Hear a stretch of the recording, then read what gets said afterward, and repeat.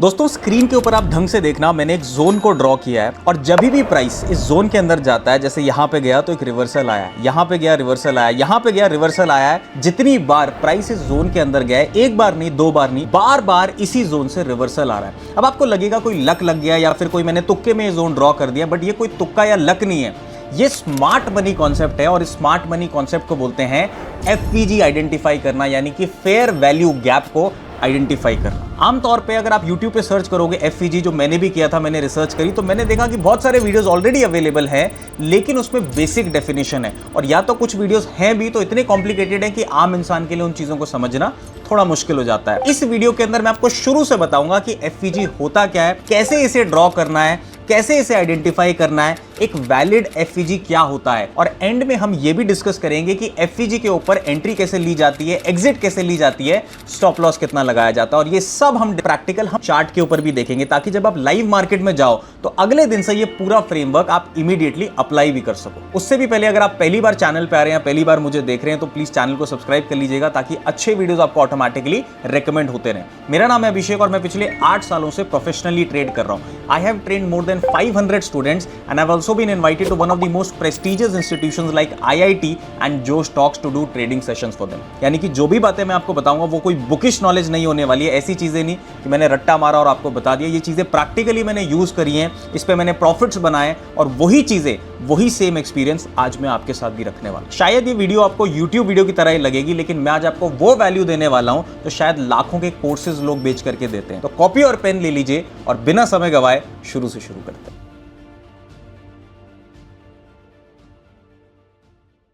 FVG का full form होता है फेयर वैल्यू गैप और ये एक स्मार्ट मनी कॉन्सेप्ट है, यानी कि इंस्टीट्यूशनल प्लेयर्स, जो बड़े प्लेयर्स हैं, जो एग्रेसिवली बाइंग और सेलिंग करते हैं हजारों करोड़ों के फंड में, वो इन कॉन्सेप्ट्स को यूज करते हैं। एफवीजी सुनने में कॉम्प्लिकेटेड लगता है, लेकिन अभी हम चार्ट पे समझने वाले हैं तो ये चीज आपके लिए बच्चों का खेल होने वाली है। देखो, चार्ट पे जाने से पहले सबसे पहले चार्ट के कोने में मैं आपको कुछ चीजें बताता हूं। आपने आज से पहले नोटिस करी नहीं करी, लेकिन एफवीजी देखो क्या होता है। मान लो यहां पर एक कैंडल बना इस तरीके का, ठीक है, एक मान लो ग्रीन कैंडल ये बना, एक छोटा कैंडल।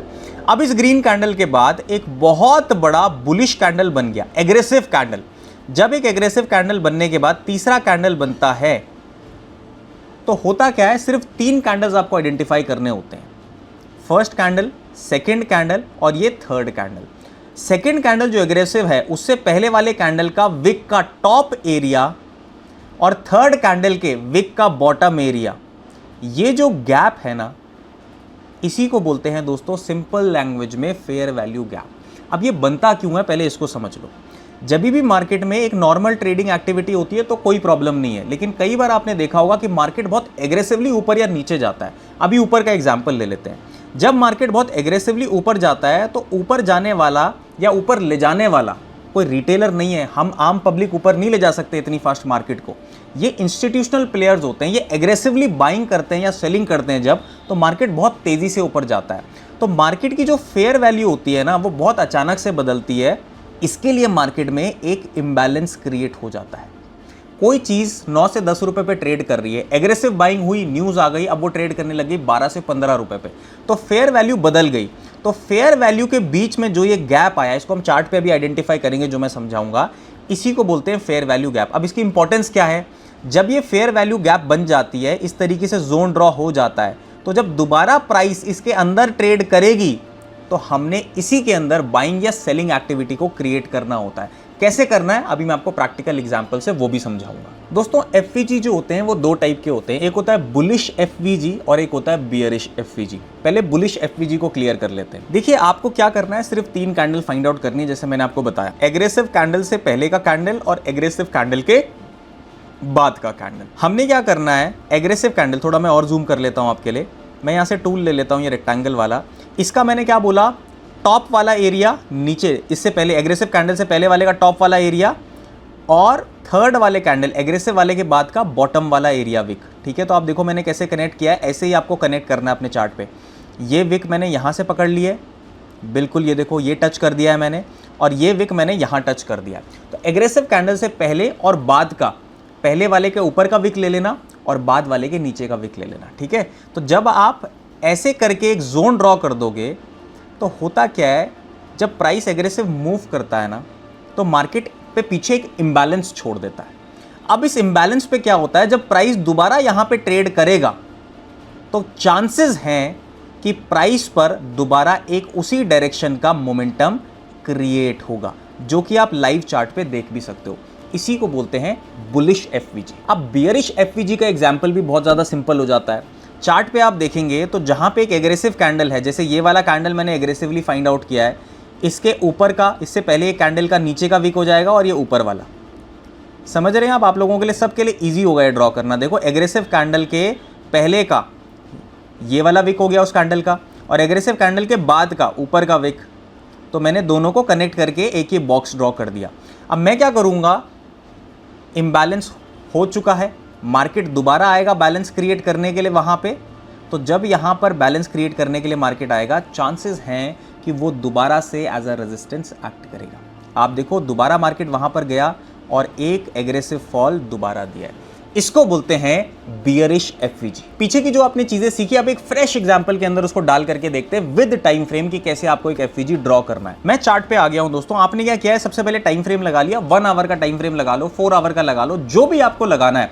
बट मैं ये बोलूंगा कि अगर आप नए ट्रेडर हो तो थोड़ा सा आप बड़ा टाइम फ्रेम लगाना, 1 आवर, 4 आवर, 1 डे, क्योंकि इन टाइम फ्रेम्स पे आपको जो फेयर वैल्यू गैप है वो ज्यादा वैलिड मिलेगा। अब जैसे होता गया है, देखो आप क्या करोगे, 1 2 3 4, यहां पे ब्रश टूल के ये साइड वाले पे क्लिक करना, रेक्टेंगल आ जाएगा। आपको क्या करना है, सबसे पहले एग्रेसिव कैंडल ढूंढो। अब यहां पे कहां पे मिल रही है एग्रेसिव कैंडल, ये देखो, ये वाली सब देख सकते हैं एग्रेसिव कैंडल। उससे पहले वाली कैंडल का विक ले लिया, उसके बाद वाली कैंडल का विक ले लिया, दोनों को कनेक्ट कर दिया और बॉक्स को आगे ड्रॉ कर दिया। कांग्रेचुलेशंस, आपने फेयर वैल्यू गैप को ड्रॉ कर दिया, आइडेंटिफाई कर दिया और बना दिया। जब तक क्या होता है, प्राइस इसके अंदर नहीं आता है, आपकी ट्रेडिंग एक्टिविटी पॉज रहेगी, आप मार्केट को ऑब्जर्व करोगे। यहां नीचे गया मार्केट, नीचे गया, आप कुछ नहीं कर रहे हो। जब मार्केट ऊपर गया, ऊपर गया, ऊपर गया और इस जोन के अंदर आया, अब आपको पता चल चुका है कि जो इंबैलेंस क्रिएट हुआ था, प्राइस उसको बैलेंस करने के लिए वहां पर जा चुका है। और होगा क्या, दोबारा से चांसेस है कि मार्केट एक मूव क्रिएट करेगा। तो जो मूव आया था, दोबारा प्राइस वहां गया और अगेन एक मूव आया।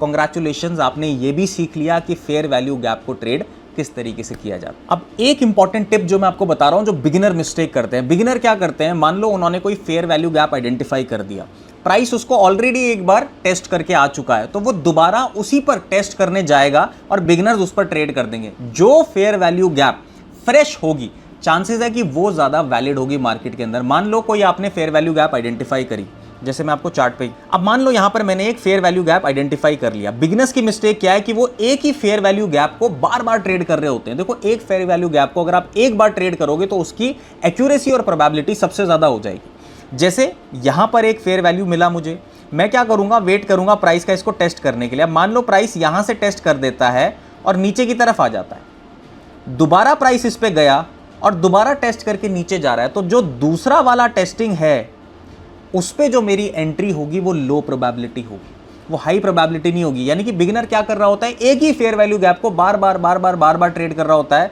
जिसकी वजह से उसके स्टॉप लॉसेस लगते हैं, क्योंकि मार्केट वहां से जो मोमेंटम क्रिएट करना था वो पहले ही कर देता है। बार बार यहां पर इंबैलेंस को बैलेंस करने के लिए मार्केट नहीं आ रहा है, कई बार मार्केट में फिर यहां पे ट्रैप बन रहे हैं। तो आपको क्या करना है, जो बिगिनर मिस्टेक करते हैं कि सिर्फ फ्रेश फेयर वैल्यू गैप को ही ट्रेड करना है। अगर वो एक बार टेस्ट हो चुका है तो फिर आप नया आइडेंटिफाई करो, जब नया बनेगा तो फिर नए पे आपको ट्रेड लेना है, पुराने पे आपको बार बार नहीं लेना है। अब आप बोलोगे कि फेयर वैल्यू गैप को आइडेंटिफाई करना सीख लिया, लेकिन एंट्री कैसे लेनी है, क्या डायरेक्टली टच होते ही एंट्री लेनी है? ये बिगिनर की बहुत बड़ी मिस्टेक है। आओ चार्ट पे समझते हैं कि एंट्री आपको किस तरीके से लेनी है।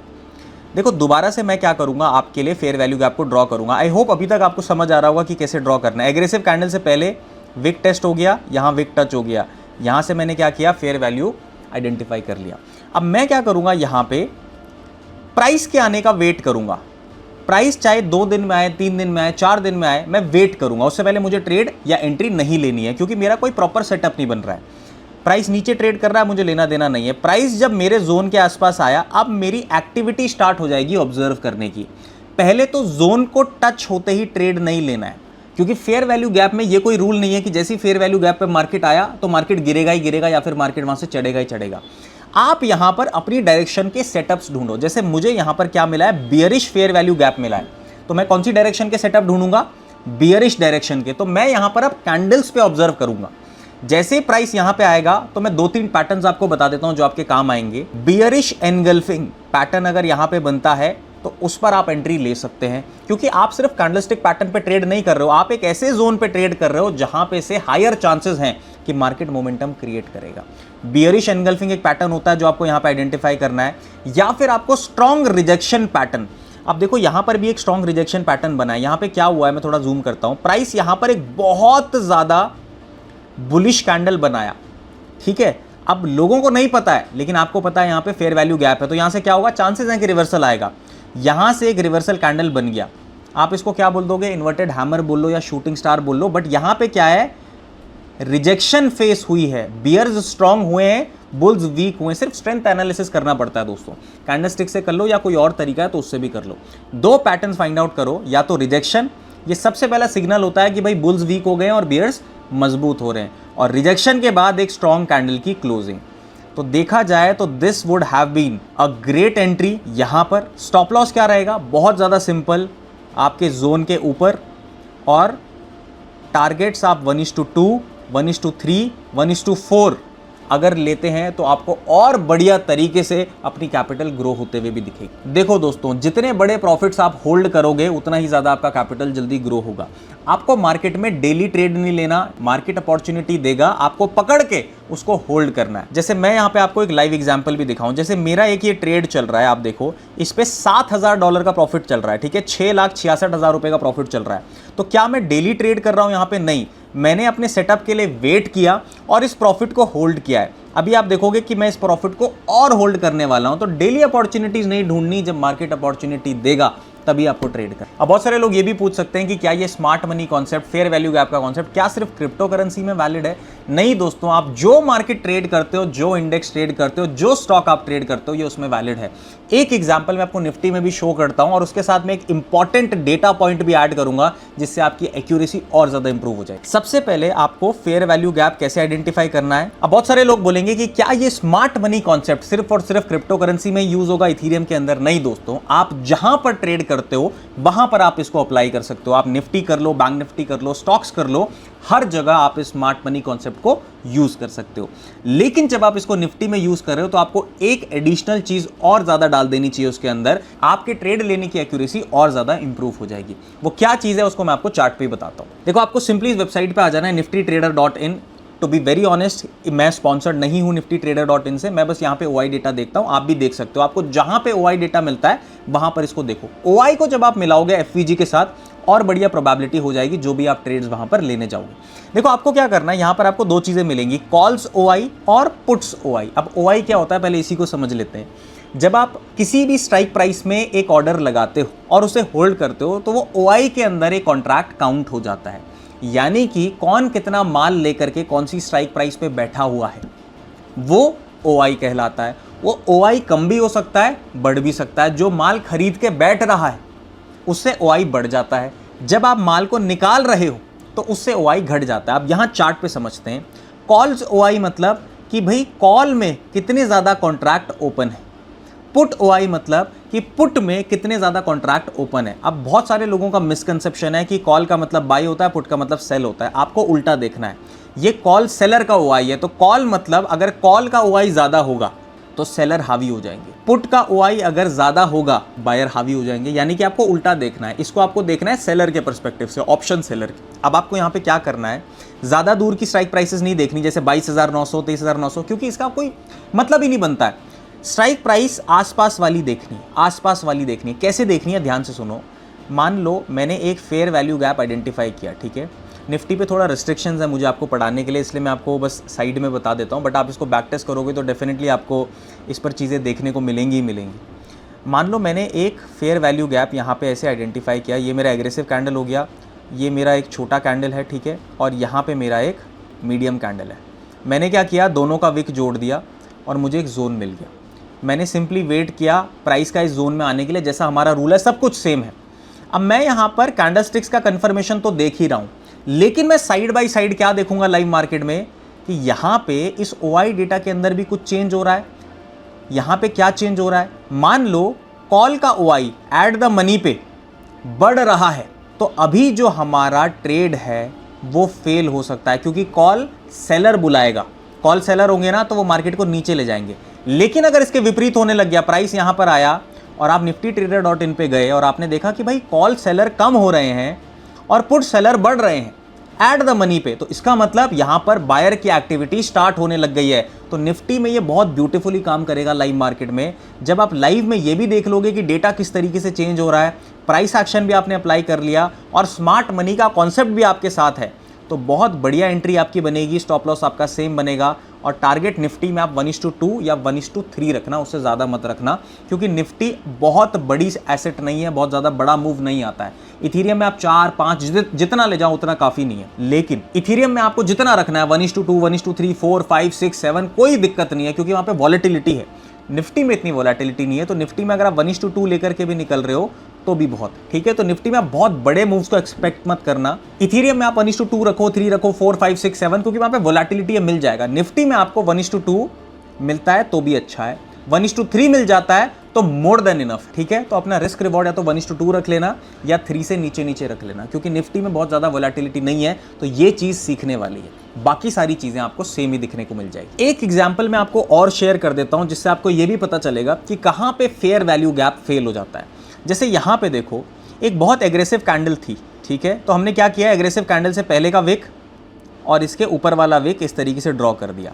अब प्राइस ने क्या किया, जब प्राइस पहली बार यहां पर आया, ध्यान से सुन लीजिए, क्योंकि ये चीज लाइव मार्केट में होगी तो आपको कंफ्यूजन नहीं क्रिएट करेगी। प्राइस यहां पर आया, विक भी क्रिएट किया, लेकिन विक वाली कैंडल के बाद कोई कंफर्मेशन स्ट्रेंथ नहीं आई बुलिश। पहली चीज यहां पर ट्रेड लेना या नहीं लेना उसको समझा रहा हूं मैं आप लोगों को, ताकि लाइव में आप अपना कोई भी ऐसी गलती ना करें। अब एक एग्जांपल मैं आपको वो भी शो करता हूं कि कहां पर फेयर वैल्यू गैप फेल हो जाएगा और आपको ट्रेड नहीं लेना है। ध्यान से देखो चार्ट के ऊपर, यहां पे एक बहुत एग्रेसिव कैंडल बनी, तो हमें क्या करना है, उससे पहले का मोमेंटम, उससे बाद का मोमेंटम देखना है। तो ऊपर वाले की विक नीचे होगी, नीचे वाले की विक ऊपर होगी, दोनों को कनेक्ट कर दिया। सिंपल सी चीज है, यहां पर कनेक्शन मिल गया, यहां पर क्या मिल गया, एक फेयर वैल्यू गैप मिल गया, बुलिश एफवीजी मिल गया। अब मैं क्या करूंगा, प्राइस के आने का वेट करूंगा। प्राइस भाई साहब दोबारा इसके अंदर आ गया। प्राइस जैसे ही इस कैंडल पे रिजेक्शन शो करता है तो बहुत सारे लोग यहीं पर एंट्री ले लेंगे जोन के अंदर, लेकिन यहां पर एंट्री लेना नहीं बनता था। रीजन बीइंग, क्योंकि रिजेक्शन तो आया है, बट रिजेक्शन के बाद क्या कोई कंफर्मेशन आई है, कोई भी नहीं आई। यानी कि आप जब रिजेक्शन देखें तो खुश जरूर हो जाइए, लेकिन एंट्री मत लीजिए। एंट्री आपको कंफर्मेशन पे ही लेनी है। जब कंफर्मेशन नहीं आया, प्राइस ने इसके नीचे ब्रेक कर दिया, तो अब ये फेयर वैल्यू गैप इनवैलिड हो जाता है। अब प्राइस 2 बार टेस्ट कर ले, 3 बार कर ले, 4 बार कर ले, ट्रेड नहीं लेना है, क्योंकि अब ये एफवीजी आपके लिए इनवैलिड हो जाएगा। जब नया एफवीजी बनेगा तो उसके हिसाब से अब अपनी प्रिपरेशंस आप स्टार्ट कर देंगे।